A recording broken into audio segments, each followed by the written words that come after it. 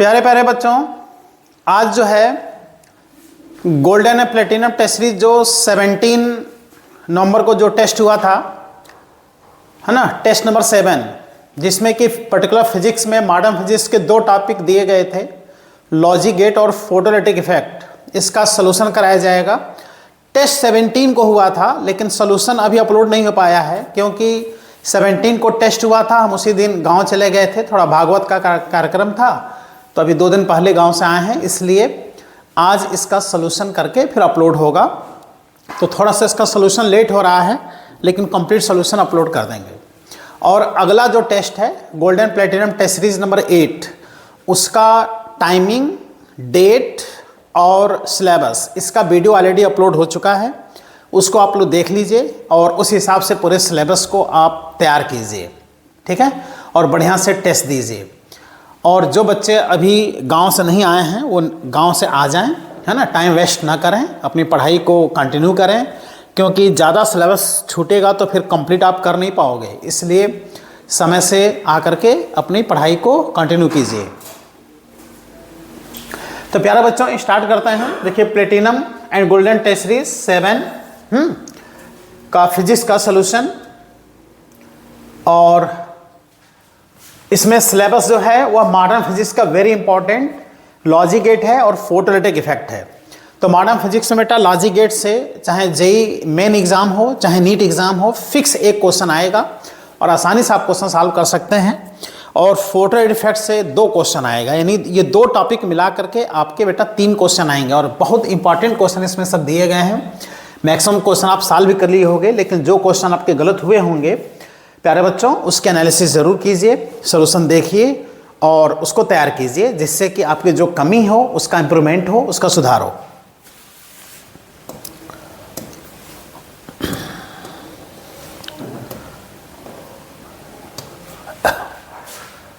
ये बेटा first number question, kinetic energy of an electron, है ना, kinetic energy of an electron gets tripled. Kinetic energy को 3 गुना कर दिया जाए, ट्रिपल कर दिया जाए, तो इसका जो डी ब्रॉगली वेवलेंथ है associated with the changes by A factor, de Broglie wavelength कितने फैक्टर से चेंज हो जाएगा। तो बेटा डी ब्रॉगली वेवलेंथ बहुत इंपॉर्टेंट होता है। De Broglie wavelength H/P, okay. अब इसको आप काइनेटिक एनर्जी में कन्वर्ट कर लो, और मोमेंटम होता है बेटा √/2m काइनेटिक एनर्जी, है ना। तो जिसका नाम लिया है उसी फॉर्म में ये कन्वर्ट हो गया। तो ये हो गया बेटा फर्स्ट इक्वेशन। अब बाद में वेवलेंथ लैम्डा डैश निकाल लो, और ये हो जाएगा H/√/2m, और काइनेटिक एनर्जी को ट्रिपल कर देना है, तो ये कितना हो जाएगा 3k, ओके। तो यहाँ से lambda dash is equal to, ये टर्म अगर बाहर कर लो सब, तो नीचे √3 बच जाएगा, और H/√/2m को आप लैम्डा कहोगे, और यहाँ डिनोमिनेटर में √3 बच जाएगा। इसका मतलब आप देख रहे हो कि जो वेवलेंथ है वह 1/√3 फैक्टर से डिक्रीज हो गया। चेंजिंग कितने से हुआ 1/√3, देखो 1/√3 फैक्टर से वेवलेंथ जो है वो क्या हो गया, चेंज हो गया। तो इसका सी ऑप्शन सही है।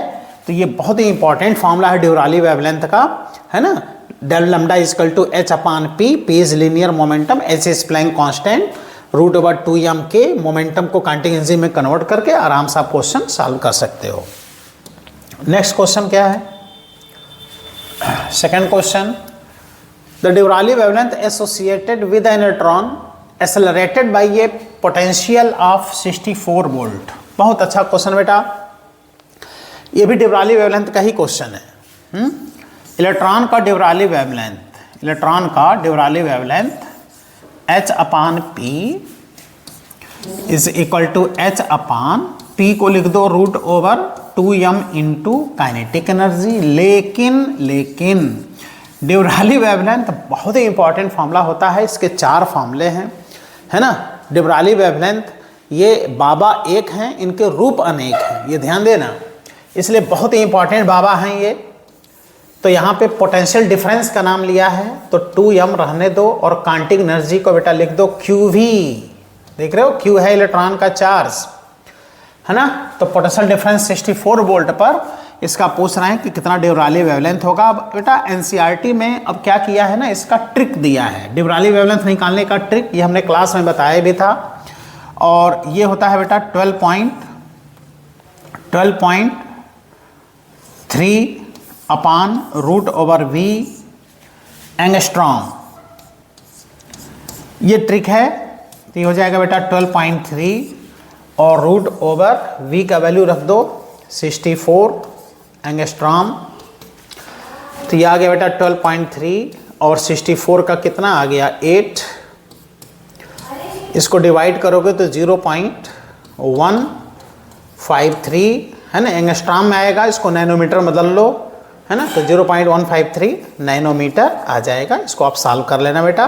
लेकिन ये ध्यान दीजिए कि ये फॉर्मूला आप याद रखिएगा, डिब्राली वेवलेंथ ऑफ इलेक्ट्रॉन, इलेक्ट्रॉन का डिब्राली वेवलेंथ का ये फार्मूला और इसका ट्रिक, ये अगर ये आपको याद है, ये ट्रिक एनसीईआरटी में दिया है, तो इससे आप क्वेश्चन सॉल्व कर सकते हैं। ये आएगा एंगस्ट्रॉम में, इसको बदल लो नैनोमीटर में। Okay, question number 3 number question, what will be the ratio of the, ये भी डिब्राली वेवलेंथ का ही क्वेश्चन है। कई क्वेश्चन डिब्राली वेवलेंथ के दिए गए थे जिससे कि आपके टॉपिक तैयार हो। Wavelength of proton and alpha particle same energy, देखो यहाँ लिख दिया ना सेम एनर्जी, इससे आइडिया लग गया कि हमको कौन सा फॉर्मूला अप्लाई करना है, तो एनर्जी वाला फॉर्मूला अप्लाई करना है। ओके, देखो lambda is equal to H upon P, P को लिख दो root over 2m into energy यानी काइनेटिक एनर्जी। तो H इज प्लैंक कांस्टेंट, ये कांस्टेंट है ना, काइनेटिक एनर्जी भी कांस्टेंट है, 2 भी कांस्टेंट है क्योंकि लिख रहा है सेम एनर्जी। इसका मतलब यहाँ जो बेटा वेवलेंथ है वो रूट ओवर m के क्या हो गया, इनवर्सली हो गया। अब एक है प्रोटॉन, दूसरा अल्फा पार्टिकल। तो प्रोटॉन को हम लोग कहते हैं, प्रोटॉन को 1H1 और अल्फा पार्टिकल को कहते हैं बेटा 2He4। इसका मतलब इसका मास अगर m रखोगे, देखो ये मास है 1 और ये 4, तो प्रोटॉन का मास अगर m रखोगे तो अल्फा का मास 4m रखना पड़ेगा। तो इस हिसाब से प्रोटॉन का डिब्राली वेवलेंथ अपान अल्फा का de Broglie wavelength is equal to root over alpha का मास अपान प्रोटॉन का मास। तो अल्फा का मास आप रख दो, देखो ये 4 है ये 1 है, तो अल्फा का मास आप 4m रख दो, प्रोटॉन का मास बेटा m रख दो, तो ये कितना आ गया बताओ, 2 आ गया कि नहीं। तो इस तरह से प्रोटॉन का डिब्राली वेवलेंथ और अल्फा का डिब्राली वेवलेंथ सेम एनर्जी के लिए 2:1 आ गया। यानी क्या आइडिया लगा कि डिब्राली वेवलेंथ का फॉर्मूला एक ही है, लेकिन जिस हिसाब से वो क्वेश्चन दिया है उस हिसाब से आप क्या करो, फॉर्मूले को कन्वर्ट कर लो, कन्वर्ट करके क्वेश्चन को क्या करो बेटा, सॉल्व करो। चलो next question, question number 4, a proton accelerated through a potential difference V, है ना, प्रोटॉन पोटेंशियल डिफरेंस V में एस्लेट हो रहा है, हैज डिब्राली वेवलेंथ लैम्डा, है ना। देखो प्रोटॉन है, P यानी प्रोटॉन, जब V पोटेंशियल डिफरेंस में एस्लेट हो रहा है तो डिब्राली वेवलेंथ इसका कितना है, लैम्डा है। Then de Broglie wavelength of alpha particle, alpha particle का de Broglie wavelength when accelerated through same potential difference V, same potential difference V में अगर एस्लेट हो रहा है तो इसका डिब्राली वेवलेंथ लैम्डा डैश क्या करना है, बताना है। ओके, तो लगा दो फॉर्मूला बेटा। पहले प्रोटॉन के लिए de Broglie wavelength lambda is equal to H upon root over 2m_k, है ना। H अपान लिख के पोटेंशियल डिफरेंस का नाम लिया है तो तुरंत इसको बदल लो 2m और यहाँ पे लिख दो क्या, qv, देखो 2m qv। अब देखो प्लैंक कांस्टेंट ये कांस्टेंट है, 2 कांस्टेंट है, पोटेंशियल डिफरेंस दोनों के लिए कांस्टेंट है, सेम पोटेंशियल डिफरेंस में दोनों क्या हो रहे हैं, एस्लेट हो रहे हैं। इसका मतलब जो डिब्राली वेवलेंथ होगा वो किस पे जा रहा है, आप खुद सोचो, 1 अपान रूट ओवर m यानी मास पर और चार्ज दोनों पे जा रहा है, बोलो। तो अब आओ देखो, अब प्रोटॉन को हमने बताया ना कि लिख दो बेटा 1H1, प्रोटॉन को NH1, अल्फा को क्या लिखो, हीलियम 2He4। ओके, अब इसका चार्ज अगर आप Q रखोगे तो इसका चार्ज 2q रखना पड़ेगा, इसका मास अगर m रखोगे तो इसका मास 4m रखना पड़ेगा। ओके, तो de Broglie wavelength of proton upon de Broglie wavelength of alpha, proton का डिब्राली वेवलेंथ लैम्डा दिया है ना, और lambda inversely proportional to root over q into M से ये क्या होगा, सॉल्व होगा। तो ये हो जाएगा बेटा रूट ओवर चार्ज पलट जाएगा ना, charge of alpha into mass of alpha upon charge of proton into mass of proton. Okay, ये सब छोटी छोटी बातों को ध्यान देना है। तो अल्फा का चार्ज आपको प्रोटॉन के रिस्पेक्ट में डबल 2q रखना पड़ेगा, मास उसके रिस्पेक्ट में 4m रखना पड़ेगा, इसका चार्ज बेटा आप q रख लो, है ना, इसका मास आप बेटा m रख लो, तो मास से मास कैंसिल हो गया, 2 से 2, q से q कैंसिल हो गया, रूट ओवर 8 आ गया, दैट इज रूट ओवर 8 को आप 2√2 कहोगे। तो इस तरह से अल्फा का जो डिब्राली वेवलेंथ आ गया है ना, अल्फा का डिब्राली वेवलेंथ यह आ गया लैम्डा अपॉन 2√2। तो मेन कहानी यह है, देख रहे हो किस तरह से दोनों का चार्ज देखेंगे और किस तरह से दोनों का मास देखेंगे, और डिब्राली वेवलेंथ का फार्मूला क्या है, जिसका नाम लिया है उस फॉर्म में उसको कैसे कन्वर्ट करेंगे। ओके, तो इसका देखिए आंसर देख रहा है सी। ओके, आइए नेक्स्ट क्वेश्चन नंबर 5 पे आ गए हम लोग। क्वेश्चन नंबर 5 सॉल्व करते हैं। Question number 5, the de Broglie wavelength, ये भी डिब्राली वेवलेंथ का ही क्वेश्चन है, फोटोइलेक्ट्रिक इफेक्ट के क्वेश्चन हैं। De Broglie wavelength of an atom at absolute temperature T। Okay, अब इसको क्या करना है भाई, टेम्परेचर में फॉर्मूले को कन्वर्ट कर लेना है। तो lambda is equal to h upon p लिख दो, h upon root over 2m into कांटिजेंसी k लिख दो। अब कोई एटम है तो उसकी काइनेटिक एनर्जी क्या होगा, kinetic energy, kinetic theory of gases में हम लोग पढ़ते हैं 3/2 kT, 3/2 k, k is Boltzmann constant. ये k जो है बेटा बोल्ट्जमैन कांस्टेंट है, ध्यान देना। तो यहाँ से आ जाएगा 3/2 k into absolute temperature T। ये k काइनेटिक एनर्जी है ना, काइनेटिक एनर्जी। आओ इसको ऐसे लिखो, इसको m लिख दो और काइनेटिक एनर्जी को E लिख दो। और काइनेटिक एनर्जी होता है बेटा E is equal to 3/2 kT, here k is Boltzmann constant, T is absolute temperature. एक 3/2 RT होता है, पर मोल के लिए 3/2 RT, पर मॉलिक्यूल के लिए 3/2 kT।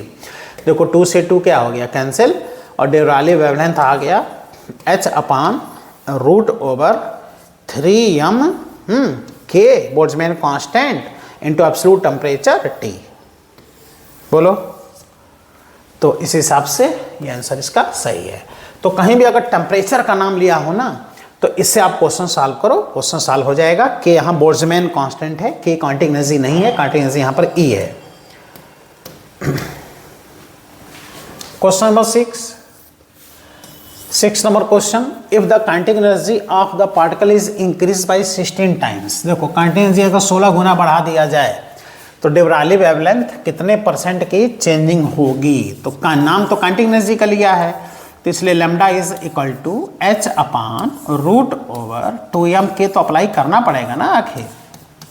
बोलो, अब बाद में वेवलेंथ लैम्डा डैश हो गया बाद में, तो h upon root over 2m, और कितने टाइम्स काइनेटिक एनर्जी बढ़ा दिया, 16 टाइम्स अब कर दिया, तो 16k कर दो।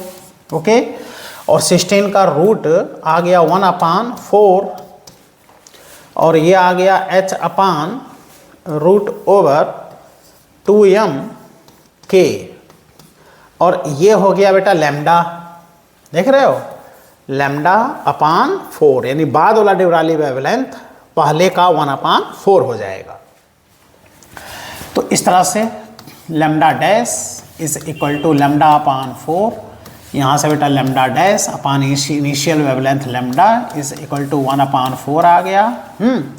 तो इस तरह से देखें कि वेवलेंथ क्या हो गया, बढ़ गया, है ना। जब काइनेटिक एनर्जी बढ़ेगी तो वेवलेंथ यहाँ पर क्या हुआ, कम हो गया, है ना। Lambda dash is equal to ये कम हो गया। तो अब यहाँ से हम क्या करेंगे, लैम्डा डैश अपान लैम्डा में 1 दोनों तरफ माइनस कर देंगे। ऐसा क्यों करेंगे अभी समझ में आ जाएगा। देखो lambda minus lambda dash upon lambda is equal to 3/4 आ गया। हमने ऐसा क्यों किया, जिससे कि चेंज इन वेवलेंथ पता चल जाए। देख रहे हो, change in wavelength upon initial wavelength, percentage चाहिए 100 से कर दो बेटा मल्टीप्लाई, 3/4 इंटू कितना आ गया 100, ये कितना आ गया 25 इज इक्वल टू कितने परसेंट 75% का डी ब्रॉगली वेवलेंथ में चेंजिंग आएगा। देख लो, okay.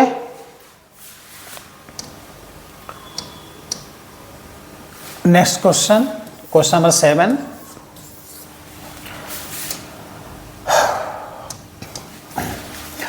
De Broglie wavelength of neutron. देखो फिर डी ब्रॉगली वेवलेंथ का क्वेश्चन है, बट अभी किसका नाम ले लिए, टेम्परेचर का। Is lambda, what will be its wavelength at 927 degree Celsius. तो बताओ de Broglie wavelength is equal to h upon root over 2m into kinetic energy E is equal to h upon root over, अभी आया था 3m into Boltzmann constant into temperature T। इसका मतलब जो de Broglie wavelength है वह temperature के root over temperature के इनवर्सली प्रोपोर्शनल है। और ये कौन सा टेम्परेचर है बेटा, एब्सोल्यूट केल्विन में है, और ये किस में दिया है, सेल्सियस में। तो पहले डी ब्रॉगली वेवलेंथ लैम्डा है, बाद का डी ब्रॉगली वेवलेंथ फाइंड करना है, इजकल टू रूट ओवर ये हो जाएगा T2 अपान T1। बाद का टेम्परेचर रख दो 927, इसमें बेटा 273 का सम कर लो जिससे कि केल्विन में कन्वर्ट हो जाए। पहले टेम्परेचर रखो बेटा 27, देखो 27, 273 इसमें क्या कर लो बेटा सम कर लो। तो यहाँ से देखो lambda upon lambda dash is equal to root over ये आ गया कितना 300, ओके। और यहाँ से 927 है तो ये आ जाएगा 1200, ये कट गया, is equal to root over 4 is equal to 2 आ गया, है ना। तो बाद वाला जो वेवलेंथ आ रहा है lambda dash is equal to lambda upon कितना आ जाएगा 2, है ना। देखो लेमडा अपान 2 आ जाएगा, क्रॉस मल्टीप्लाई करके देख लो। तो इस तरह से अगर टेम्परेचर का नाम लिया है, देख रहे हो टेम्परेचर का, तो इसको केल्विन में जरूर बदलो, क्योंकि इस फार्मूले में क्या है ना ये एब्सोल्यूट टेम्परेचर है, केल्विन में है, तो इसको केल्विन बदल लो तो थोड़ा कैलकुलेशन का देखो खिड़खिड़ापन भी दूर हो रहा है। तो लेमडा अपान 2 इसका डी ब्रॉगली वेवलेंथ आ गया। तो बार बार हम कह रहे हैं डी ब्रॉगली वेवलेंथ पे हर साल क्वेश्चन आता है बेटा, ये ध्यान देना। फार्मूला एक है लेकिन इसके फॉर्म कई हैं। डी ब्रॉगली बाबा एक हैं, इनके रूप अनेक हैं।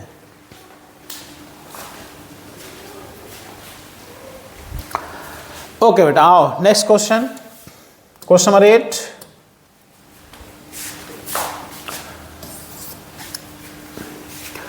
Electron used an electron microscope are accelerated by a voltage at 25 kilo volt. 25 kilo volt पे इलेक्ट्रॉन एस्लेट हो रहा है। If the voltage is increase by to 100 kilo volt, बाद में वोल्टेज को 100 किलो वोल्ट कर दिया, डी ब्रॉगली वेवलेंथ एस्लेटेड, है ना, de Broglie wavelength associated with the electron would be, कितना डी ब्रॉगली वेवलेंथ हो जाएगा। तो de Broglie wavelength lambda is equal to h upon root over 2m q into V. देखे, तो इस तरह से डी ब्रॉगली वेवलेंथ पोटेंशियल डिफरेंस पे कैसे डिपेंड है, रूट ओवर v के इनवर्सली प्रोपोर्शनल है। तो पहले वेवलेंथ लैम्डा, बाद का wavelength lambda dash equal to root over v2 upon v1। पहले वोल्टेज है 25 किलो वोल्ट, बाद में है 100 किलो वोल्ट। ये बेटा कैंसिल हो गया, 4 आ गया, 4 का रूट कितना आ गया 2 आ गया। तो क्रॉस मल्टीप्लाई आप कर लो तो 2 lambda dash is equal to lambda आ गया। तो बाद का वेवलेंथ 2 टाइम्स क्या कर गया, डिक्रीज कर गया, लेमडा बाई 2 हो गया। क्या दिया आंसर इसमें, हाँ देखो डिक्रीज बाई 2 टाइम्स। 2 टाइम से क्या कर रहा है, डिक्रीज कर रहा है। तो λ/2 हो गया तो डिक्रीज हो गया, that is decreases by 2 times. कैसे डिक्रीजेस भाई, डिवाइड हो गया ना, 2 टाइम्स डिक्रीज हो गया। तो इसका आंसर जो है ये सी ऑप्शन सही है। नेक्स्ट 9 नंबर क्वेश्चन, ड्यूराली wavelength of a body of mass 1 kg moving with velocity. अब देखो, अब क्या लगाओ, अब मेन फॉर्मूला लगा दो ड्यूराली वेवलेंथ का, lambda is equal to H upon linear momentum is equal to H upon linear momentum क्या होगा बेटा, मास इंटू वेलोसिटी। एच का वैल्यू रख दो 6.6 into 10⁻34 Planck constant upon mass रख दो 1 kg और वेलोसिटी रख दो बेटा 2000 जो दिया है। तो ये मीटर में आएगा, किस में आएगा, मीटर में, क्योंकि सब एमकेएस में रखे हो। तो ये 2 से डिवाइड होकर 3.3 हो गया 10⁻37 ये आ गया बेटा मीटर। और मीटर को एंगस्ट्रॉम में बदलने के लिए क्या किया जाता है भाई, सबको पता है कि 10⁻10 से मल्टीप्लाई कर दो तो एंगस्ट्रॉम में कन्वर्ट हो गया। तो ये आ गया बेटा 3.3 इंटू 10⁻27 एंगस्ट्रॉम, है ना। तो देखो 3.3 इंटू 10⁻27 एंगस्ट्रॉम ये आ गया, जो कि इसमें वेलोसिटी का नाम लिया था ना, इसलिए इसको अप्लाई कर लिया। ठीक बेटा, और नेक्स्ट क्वेश्चन सॉल्व करते हैं।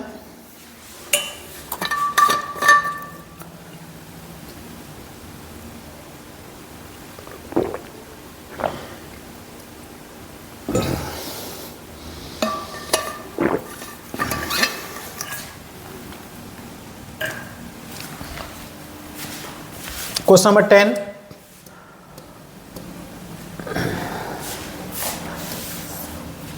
the threshold wavelength for a photoelectric emission from a material is 5200 angstrom। देख रहे हो, threshold wavelength lambda not 5200 angstrom. कोई भी मेटल है तो उसका थ्रेशोल्ड वेवलेंथ दिया है। मतलब थ्रेशोल्ड वेवलेंथ होता क्या है, मैक्सिमम वेवलेंथ होता है, सबको पता है। यानी इससे ज़्यादा वेवलेंथ का लाइट जब मेटल पे पड़ेगा तो इलेक्ट्रॉन का एमिशन नहीं होगा। photodron will be emitted when this metal is illuminated with monochromatic radiation from, अगर उसका थ्रेशोल्ड वेवलेंथ दे दिया है तो कौन सा ऐसा रेडिएशन है जो इलेक्ट्रॉन को एमिट करा सकता है। कितना कॉन्सेप्चुअल क्वेश्चन है। तो इसके लिए आप बात कीजिए बेटा, रेडिएशन का जो सीक्वेंस है, देखो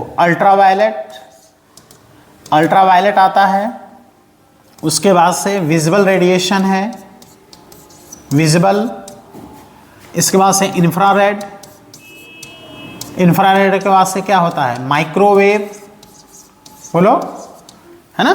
फिर आगे रेडियो वेव आता है, इधर एक्सरेज, इस तरह से। तो जैसे जैसे आप इधर जाओगे वेवलेंथ क्या करेगा, इंक्रीज करेगा। ये तो पता है ना कि वेवलेंथ इसका कम है, इसका ज़्यादा है। तो विजिबल वाला तो आपको पता है कि नियर अबाउट 4000 एंगस्ट्रॉम से लेकर के बताओ 8000 एंगस्ट्रॉम इसका वेवलेंथ होता है। तो ये देखो 5200 दिया है, तो 5200 तो विजिबल रेडिएशन हुआ ना बेटा, देखो विजिबल रेडिएशन।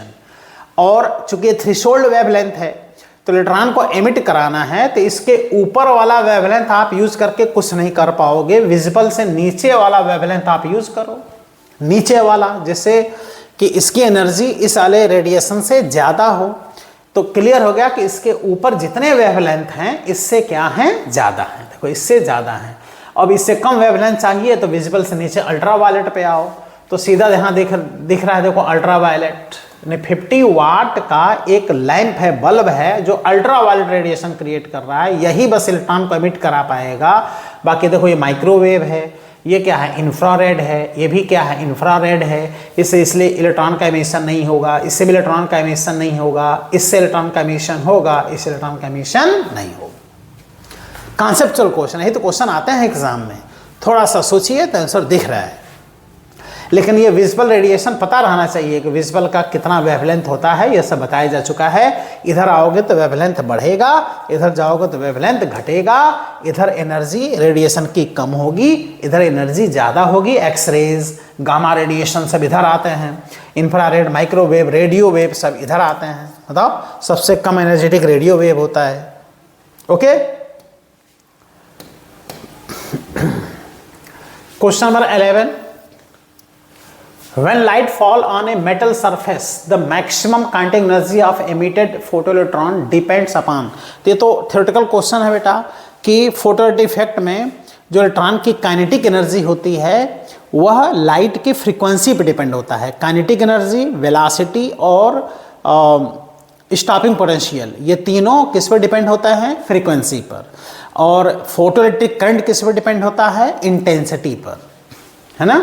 देखो स्टॉपिंग पोटेंशियल, काइनेटिक एनर्जी और वेलोसिटी, ये सब के सब किस पे डिपेंड है? फ्रीक्वेंसी पे डिपेंड है। और फोटोइलेक्ट्रिक करंट किस पे डिपेंड है बेटा? इंटेंसिटी पे डिपेंड है।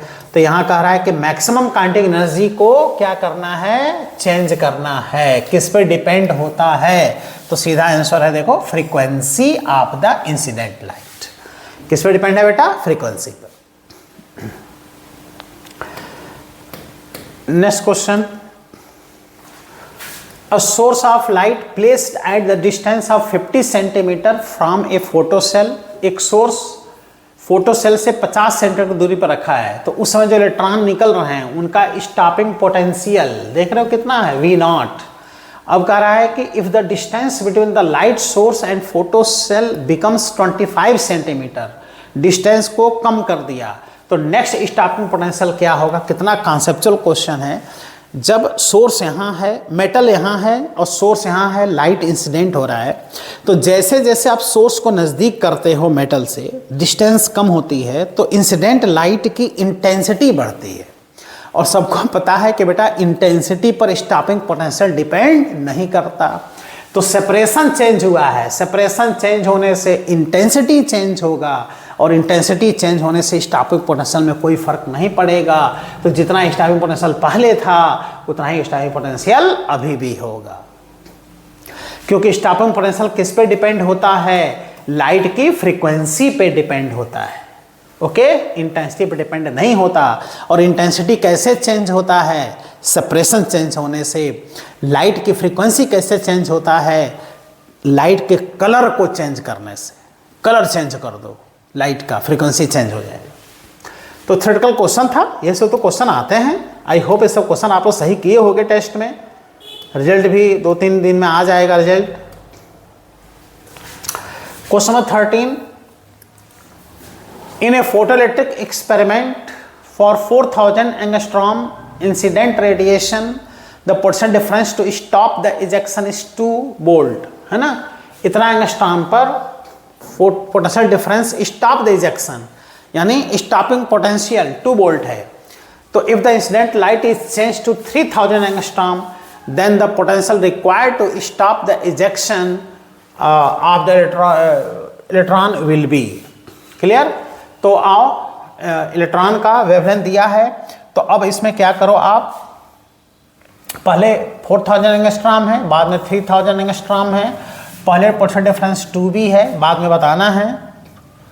तो ये तो सीधा सीधा कहानी है बेटा कि जब आप वेवलेंथ को कम करोगे, देख रहे हो पहले वेवलेंथ 4000 एंगस्ट्रॉम है, तो काइनेटिक एनर्जी जो इलेक्ट्रॉन का बनता है वो क्या होता है? Sc/λ minus work function phi, Einstein का फोटोइलेक्ट्रिक इक्वेशन। तो आप जब बेटा वेवलेंथ को बढ़ाओगे, वेवलेंथ को घटाओगे, तो ये पूरा वैल्यू बढ़ेगा। जब पूरा वैल्यू बढ़ेगा तो इलेक्ट्रॉन की काइनेटिक एनर्जी बढ़ेगी। इलेक्ट्रॉन की जब काइनेटिक एनर्जी बढ़ेगी तो उसको रोकने के लिए स्टॉपिंग पोटेंशियल जितना पहले था उससे ज़्यादा पोटेंशियल डिफरेंस की आवश्यकता पड़ेगा। तो पहले स्टॉपिंग पोटेंशियल कितना था बेटा? 2B। तो बाद वाला स्टॉपिंग पोटेंशियल पहले वाले से क्या होना चाहिए? ज़्यादा होना चाहिए। इसमें तो कुछ सॉल्व नहीं करना है, बस सीधा सीधा आपको सोचना था। तो आंसर होगा ग्रेटर देन 2B। ये क्या है? देखो 2B गलत है, ये लेस देन 2B ये भी गलत है, 0 ये भी गलत है। तो ग्रेटर देन क्या हो जाएगा? 2B। क्योंकि आप वेवलेंथ को कम कर रहे हो, वेवलेंथ कम कर रहे हो नहीं, ज़्यादा एनर्जेटिक लाइट इंसिडेंट करा रहे हो। जब ज़्यादा एनर्जेटिक लाइट इंसिडेंट कराओगे तो इलेक्ट्रॉन का एनर्जी बढ़ेगा, एमिटेड इलेक्ट्रॉन का, तो उसको रोकने के लिए ज़्यादा नेगेटिव पोटेंशियल डिफरेंस आपको अप्लाई करना होगा, स्टाफ पोटेंशियल आपको बढ़ाना होगा। तो पहले 2V था तो बाद में ग्रेटर देन क्या होगा, 2V होगा।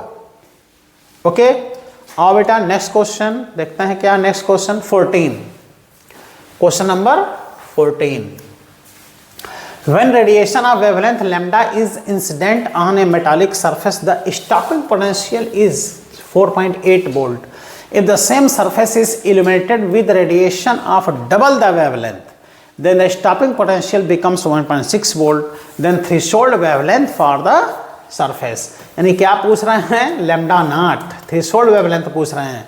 अब पहले लैम्डा वेवलेंथ इंसिडेंट कराए हैं तो इसका स्टॉपिंग पोटेंशियल 4.8 वोल्ट है, बाद में 1.6 वोल्ट हो गया जब इंसिडेंट लाइट का वेवलेंथ कितना कर दिया, कहाँ दिया है, द स्टॉपिंग पोटेंशियल इतना if the same surface illuminated with radiation of double the wavelength. Okay, आ जाओ अब आइंस्टीन का फॉर्मूला अप्लाई कर दो बेटा।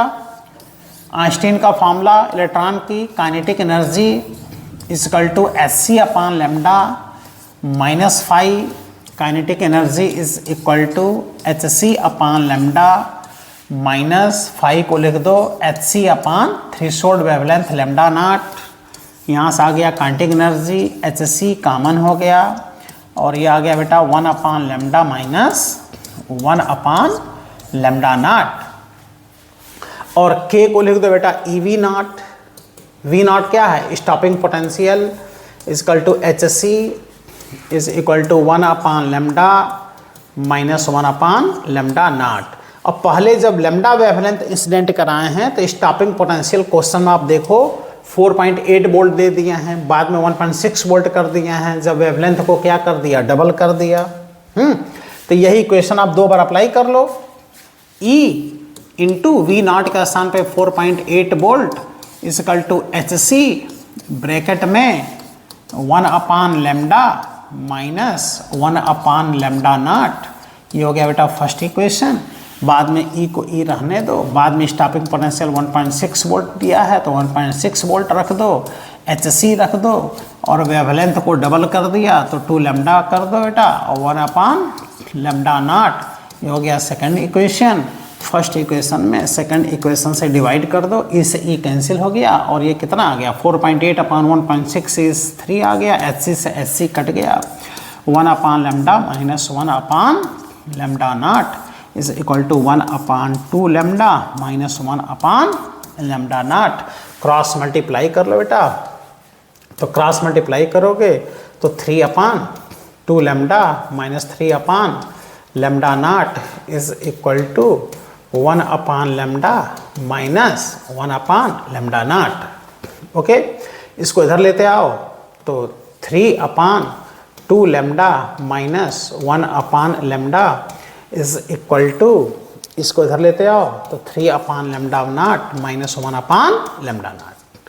और इसमें आप क्या करो ना, 1 अपॉन लैम्डा कॉमन ले लो तो बच गया 3/2 माइनस 1, तो it is 3 minus 2 upon 2 is equal to 1 upon 2 is equal to, ये हो गया 3 minus 1 that is 2 upon lambda naught. Cross multiply कर दो तो lambda naught is equal to कितना आ गया 4 लैम्डा। देख रहे हो, यानी थ्रेशोल्ड जो वेवलेंथ है वह इंसिडेंट वेवलेंथ का कितने टाइम्स है बेटा, 4 टाइम्स है। देखो क्रॉस मल्टीप्लाई करके देख लो, lambda naught is equal to कितना आ जाएगा 4 लैम्डा। तो क्या आंसर दिया है और देखते हैं, यह है देखो 4 लैम्डा, इसका क्या है थ्रेशोल्ड वेवलेंथ। तो ये आइंस्टीन के फोटोएलेक्ट्रिक इक्वेशन से बेटा सॉल्व हो गया। और नेक्स्ट क्वेश्चन देखते हैं, question number 15। Question number 15, 2 identical metal plates show photoelectric effect by a light of wavelength lambda A falling on a plate A and lambda B on the plate B। यानी पहले वाले plate पे lambda A है, दूसरा वाले plate पे lambda B है, lambda A lambda B का डबल है, तो मैक्सिमम काइनेटिक एनर्जी इज, पहले वाले में है Ka, दूसरे वाले में है काइनेटिक एनर्जी Kb। तो Ka और Kb में क्या बताना है, रिलेशन बताना है। तो इसके लिए क्या करो, kinetic energy is equal to Hc upon, पहले Ka लिख लो, तो यहाँ पे लेमडा ए लिख लो -5, ये हो गया फर्स्ट इक्वेशन। बाद में काइनेटिक एनर्जी के बी लिख लो, HSE वही रहेगा, और बाद में इसको बेटा लेमडा बी लिख लो, फॉर वर्क फंक्शन फाई वही रहेगा, लेकिन लेमडा ए को 2 लेमडा बी लिख दो, है ना, लेमडा ए को जैसा दिया है। तो यहाँ से इस हिसाब से जो के ए आ गया, ये देखो आ गया HSE अपान लेमडा ए को लिख दो 2 लेमडा बी, जैसा क्वेश्चन में दिया है -5। तो यहाँ से आ गया बेटा के ए इज इक्वल टू, अब यहाँ से देखो 1/2 है ना, 1/2, और HSE अपान लेमडा बी का वैल्यू तुम यहाँ से रख दो। देखो HSE upon lambda B is equal to K B plus 5, यहाँ रख दो के बी प्लस 5 -5। तो यहाँ से आ गया के ए is equal to K B upon 2 plus 5/2 -5। तो यहाँ से आ गया के ए is equal to K B अपान 2, इसको सॉल्व कर लो तो -5/2 आ गया। इसका मतलब जो के ए आया, देखो के ए का वैल्यू इतना नहीं है, के ए का वैल्यू इसमें से इतना कम है, यानी के ए इज लेस देन के बी अपान 2। जो के ए है के बी से क्या, के बी अपान 2 से इतना कम है, तो more than less than term के टर्म आंसर देना है। तो देखो आंसर मिल गया, के लेस देन के बी बाई 2। ओके, तो ये सब आइंस्टीन के फोटोइलेक्ट्रिक इक्वेशन पे बेस्ड ये सब क्वेश्चन हैं, आइंस्टीन के फोटोइलेक्ट्रिक इक्वेशन पे बेस्ड क्वेश्चन। ओके, तो प्यारे बच्चों, इस बार का जो टेस्ट हुआ था टेस्ट नंबर 7, उसमें मॉडर्न फिजिक्स का लॉजिक गेट और फोटोइलेक्ट्रिक इफेक्ट के क्वेश्चंस थे, 45 क्वेश्चन। तो आज के वीडियो में 15 क्वेश्चन का सॉल्यूशन बेटा अपलोड हो रहा है, इसको आप लोग देख लीजिए। फिर आगे भी 3 पार्ट में इसको हम बना दे रहे हैं 15-15 क्वेश्चन का, और बढ़िया से सारे क्वेश्चन के आप एनालिसिस कर लीजिए। और अगला जो टेस्ट है टेस्ट नंबर 8, वह किस डेट को टेस्ट है, क्या सिलेबस है, क्या टाइमिंग है, उसका वीडियो अपलोड हो चुका है, उसको आप लोग देख लीजिएगा, जिससे कि अगला सिलेबस, डेट और ये सब आपको पता चल जाए, और बढ़िया से उसको तैयार करके टेस्ट दीजिए और अपने सपनों को पूरा कीजिए। थैंक यू प्यारे बच्चों, जय हिंद।